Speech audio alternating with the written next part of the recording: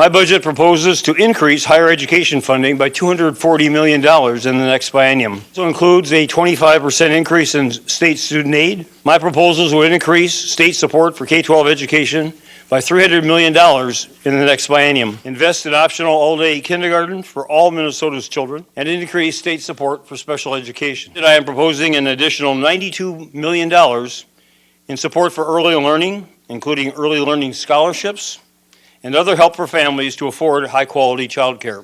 My budget proposes a total of $100 million to expand job creation, including support for the Minnesota Investment Fund, as well as a revised Job Z program to be called the Minnesota Job Creation Fund.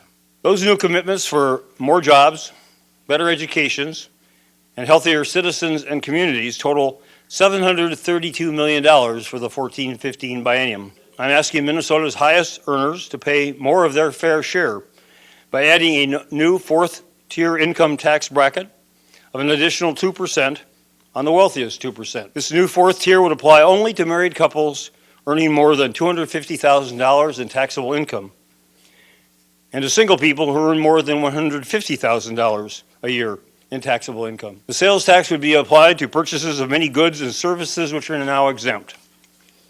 However, food, prescription medicine, and clothing items costing less than $100 would continue to be exempt, as would medical and burial services.